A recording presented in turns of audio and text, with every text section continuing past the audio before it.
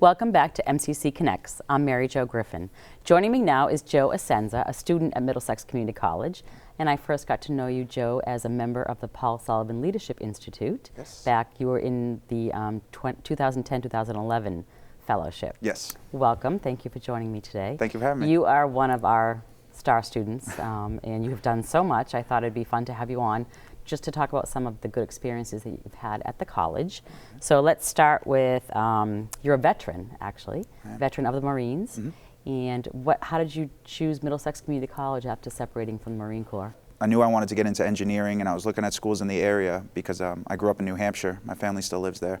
And I was doing some research, and I saw Middlesex had these great transfer opportunities to some of the local schools, and like UMass Lowell, which is where I want to go. And they have these great transfer programs, and I said, that's the place to be. It was a no-brainer for me. Well, that's great. Did you come right over to the school? Did you come to school right out of the service? Almost. I got out in April of 2009, worked the whole summer back home in New Hampshire, and then that September I was in classes. You have taken some great advantages at the college offers so many opportunities. The first one that you took advantage of was the Paul Sullivan Leadership Institute. So I know I'm the director of that, but tell the folks at home a little bit about the Institute and what you got out of it. It was awesome. It was the first thing where I really had gotten involved on campus, and it opened all these doors for me, and just not only did it teach me how to interact with people on a more how do you say, like less marine level, you know, that helped there. And then also, I mean, I've had my internship over at the City Hall for almost a year now, and those guys are awesome over there in the engineering department. I have a lot of fun with them, and it's really helped to solidify, you know, I made the right decision in going with engineering because I love it over there. What are you doing for the city? I work, I'm an intern in the engineer's office. We go out, we do survey work, driveway inspections, sewer inspections, stuff like that. Oh, that's terrific. And that's what you want to do? Is it civil engineering? Yes. How much longer do you have at Middlesex? I'm going to finish up this year, and then I'm going to transfer over to UMass Lowell after. The other wonderful opportunity that you took advantage of was you went to China. Yes. So tell us about the China fellowship that Middlesex Community College offers. That was amazing. That was 2 weeks in China, traveling all throughout China. I mean, Shanghai, Beijing, Xi'an, just a ton of different places. And we spent 2 weeks there. First, we had to take a whole semester-long course to get us ready. You know, we met once a week, read some old Chinese literature and some modern stuff, learned a few words, and then we got there, and it was the most amazing place I've ever been. Like, to see the terracotta warriors, which I had grown up, you know, seeing on TV and always kind of having that military mindset. You know, that always really interested me. And then when I got there and saw them in person, it was the most incredible thing I've ever seen. And then to see the Great Wall, and you know, to stand by Confucius's tomb, like those are huge, you know, world-changing events and places, and I got to see some of them. That's interesting to say that you were in the Marine Corps and you had done a couple of tours overseas, but going to China was different than anything else. Tell us a little bit about what was the process that a student was required to do to become a fellow to China? Did you have to fill out an application? Right. Yep. We had to fill out an application beforehand, write an essay, and then they called some of us in for interviews, and you have to sit through the interview, and it's a pretty long process. It took a while, but it was definitely worth it. And then what was the time commitment during the semester? For the class? Yeah. We only met once a week. Okay.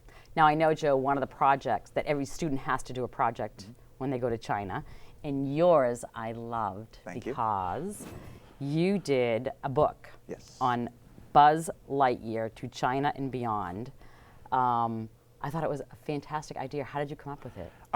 I knew I wanted to do the book. I wanted to do a project that would really show Middlesex, like, how appreciative I was of this. You know, I didn't want to just hand in like a PowerPoint or, you know, something like that, something that, you know, people had done before. So I was really trying to think, you know, outside the box. And I remember those Travelocity Travel Gnome commercials where they took the pictures everywhere. So I thought that was really neat.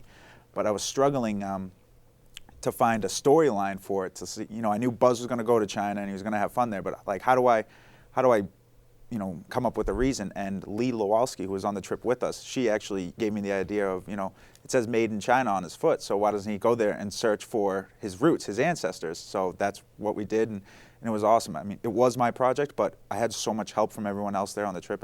We all had a ton of fun doing it. I heard that the whole crew got involved with it. It was like, hey, bring Buzz. They were all helping you put Buzz in different places so that he could participate in all the ancient history in China, and then you got to add Oh, he even got to eat some of the food, huh? Yeah. And then you got to add some of your beautiful pictures in here. You also got to bring this book to one of our local elementary schools. I did. I brought it over to the Christopher McAuliffe Elementary School in Lowell, and I showed it to two classes of their students. I believe they were 3rd or 4th grade, and they loved it, and I loved it. I had so much fun there. I mean, the kids were just so attentive. They loved the pictures, the story, and everything, and so that was a great experience. And then when I left, their teacher had emailed me and said that they were so taken by the book that they wanted to do their own books. So I was so proud to have like driven students to actually like do something and something academic and worthwhile. And I came back at the end of the year last year, and they all sat down with me one-on-one, me and my girlfriend actually, and we read through every single book with one of them, looked at all the pictures. They had taken all their own pictures with their own Buzz figures, and it was awesome. Another opportunity that you took advantage of was you went to Belize. Now, not many students get to do both. No. But Belize is actually a biology class. So tell us how you got to go to Belize. I got to go to Belize because we were, graciously, the National Science Foundation, they gave us a grant to send some students there.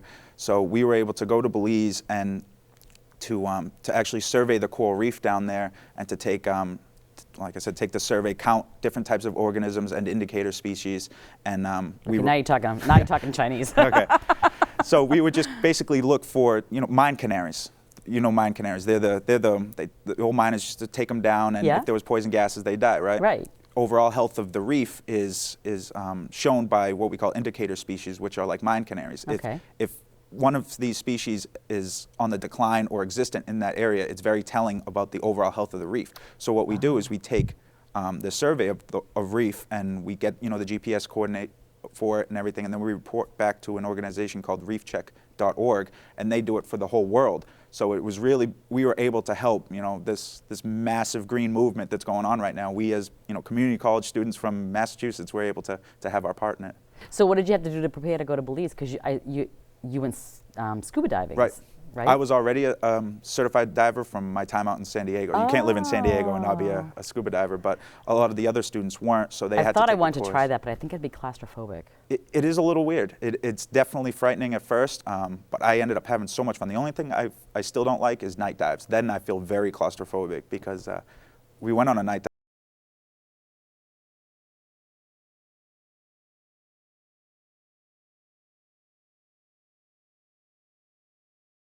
In the dark. That was really cool. And one more thing before you go, you are the student trustee this year. I am. You're such a I'm a busy diverse guy. person. I know. When do you sleep? Every other day. So I don't even know what the Board of Trustees does. So tell us, what's that been? That has been one of the best opportunities I've been lucky enough to get. I ran for the position last year, was elected by the student body, and now I get to sit in and listen to all the big wigs. 7 a.m. meetings. Yeah, that's okay though, because if I'm not there, I'm at school at 7:30 anyway. Oh, that's good. But it's awesome. So what are some of the things that they talk about at the Board of Trustees? And is it once a month or how? Yeah, it's usually once a month. Mm-hmm. They do a lot. I've seen a lot of the hiring process, not the actual hiring process, but seeing them, the new faculty and staff. They come and they introduce themselves to the board. They make a lot of the monetary decisions, financial decisions, stuff like that. And we also get my favorite thing was around the holidays, we had some of the students from the other fellowships that have gone recently come and present what they found, and that was awesome to see what everyone else had done in a very informal setting. Mm-hmm. With the Board of Trustees. It was a nice holiday gathering. It was fun. Well, Joe Assenza, thank you so much for joining me today. It was a pleasure to have you, and you've been a pleasure to have in school as well. Excellent. We're going to take a short break. Stay tuned for the next segment of MCC Connects.